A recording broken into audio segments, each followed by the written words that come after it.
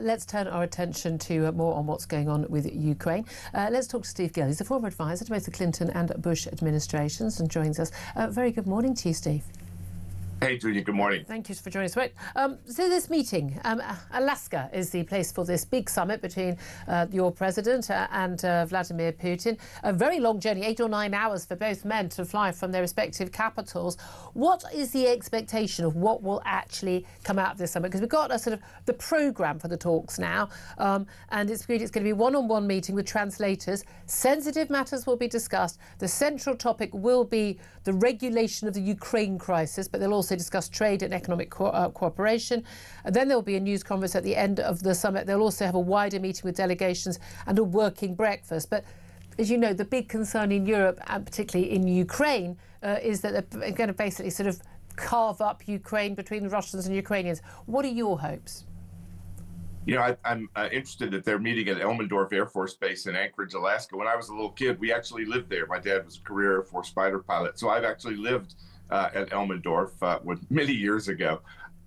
Yeah, I think that this is good that you have these two leaders talking directly, not indirectly, not through third parties. I think there's no guarantee that when you're talking, you reach a negotiated resolution. But if you're not talking, you certainly aren't. And there's been too many years of them not talking, not getting the true facts from each other. And I think that's a step in the right direction. I am not hopeful that there's going to be any big grand resolution. I think that there's going to be a lot of discussion about Ukraine, Russia, but I think that a lot of the topics are going to involve the relationship diplomatically, business-wise between the U.S. and Russia. Yeah. You know, we have had, you were talking earlier about China, we have had the, unprepared resolution of pushing Russia closer to China. And now we're doing the same thing with India and others because of our policies. And I think trying to pull Russia back from China, who is our real military, political, and economic enemy, would be a byproduct that would be a good thing out of this discussion if it's possible. I mean, this is the thing, isn't it? That Ukraine isn't the only country in the world, and Russia isn't the only menacing state in the world, and certainly America will have slightly different priorities from European nations, which is why I think, quite rightly, Donald Trump has always been right to say Europe should, be able to fund and militarily provide the protection for its own continent, rather than expecting American taxpayers to pay for it. And I completely agree with him. That always thought he was right on that. And obviously, America's concern is about China. And there is this urge to sort of try and pull Russia away from the clutches of China. Of course, all the economic sanctions following the invasion of Ukraine mean that Russia has been selling more of its oil and gas to China, cut price, and indeed to India. And to India as well. And of course, we're buying it from India, pretending we haven't got the economic sanctions, fueling, of course, the war machine in Ukraine. But isn't there an issue also that it's not just that, say, Ukrainian/European interests don't necessarily ally with so closely with American interests in this in terms of global concerns, but also that Donald Trump's personal interest. He wants the glory of I'm the president that ends wars, doesn't start wars. He wants, Nobel Peace Prize. He wants, mind you, he deserved it more than Obama did. He got one after being nominated within weeks of going into power, having done not a single thing, which is ridiculous, frankly. But he also believes that every man has his price, because he knows he's got his price, and that he can offer these rare earth minerals or offer a deal, an economic deal or whatever, that will keep Putin happy. Whereas actually, what motivates Putin, he's already the richest man in the world with his secret bank accounts and things. What really motivates him is his nationalistic, expansionist policy for Russia. So is there a problem that Donald Trump and indeed his envoy Steve Witkoff, when he's had meetings with Putin, they don't really understand where Putin is coming from, and yet they're the men doing the negotiating? I think that one of the bigger problems here is that, whatever resources Putin has been able to amass, how much has Zelensky amassed? I mean, even he's acknowledging he can't account for $200 billion that's been sent. There's been no accountability. Weapons and munitions that were supposedly sent to Ukraine are turning up in other places. And we had the same in Iraq and the same in Afghanistan and the same in every single war. It's a corrupt part of the world. All former Soviet states are riddled with corruption. Wars always lead to that level of corruption. You know that, I know that. But are we really thinking right now Zelensky is carrying on the war for his own personal financial gain? He's certainly not carrying it on to benefit the people of Ukraine who've been dying. You've got Poles in Ukraine of people. They want the war to end. Millions of military-aged men have fled Ukraine rather than fight for their own country. And that's it. And the same in Russia, and that is, and that happened, and that happened in America in the Vietnam War as well, and other wars. Wait. Now, during the Vietnam War, we weren't fighting for our own land. We were fighting halfway across the world. Yeah. There was no interest in us being there, so I can understand why people didn't want to go fight there. Ukrainians will not fight for their own territory. Sorry, Ukrainians are literally fighting for their own territory right now. And again, you say those polls. I've seen other polls saying very different. People want peace. The question is, ask peace all the Ukrainians at what price? in London, Julia. Ask all the Ukrainian men in London why they aren't back fighting in their homeland, why they're hiding in Poland and Ukraine and everywhere but Ukraine. They are not willing to fight for their country. That's why you're seeing men dragged off the streets. Some people aren't willing.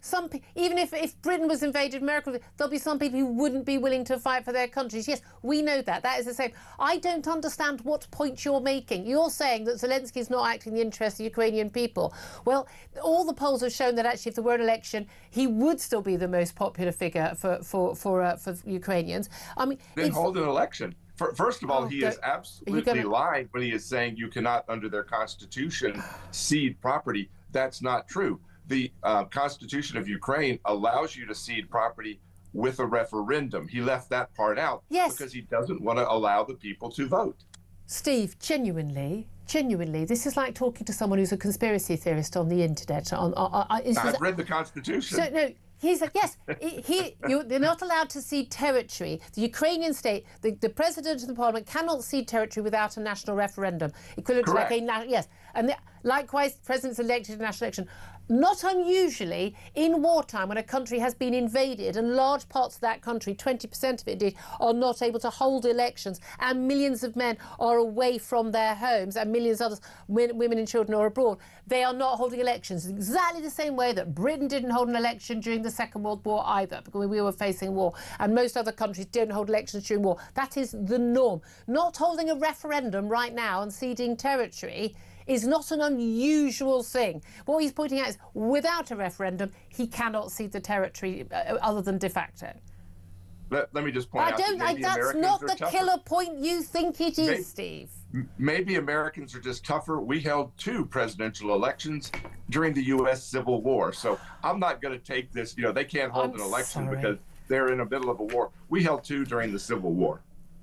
Yeah. I mean, 200 years ago. I mean, give me a break. Give me a break, Steve. 1860. Yeah. Pretty much 200 years ago, exactly. No, I'm sorry, Steve. Those are not the killer points.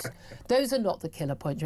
Genuinely, do you think that if America were invaded, you're very lucky. You're a massive, cross-continent state. You've got 2 oceans. You're pretty much impossible to invade. You're very lucky. But if you think your country was invaded by Russia or anyone else, would you be willing to just go, yeah, we fought for 3 years, we've lost a load of people, maimed, our civilians bombed. Yeah, we'll just have a little meeting and we'll give up some territory, because I don't think a single American would sign up to that.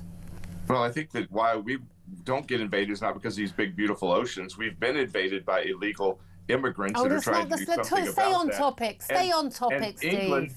England is unarmed. We are armed. I think we would be fighting in the streets against any invasion. That's the other reason nobody invades us. The bottom line is that the Ukrainians are defending an area that identifies, speaks, and is Russian.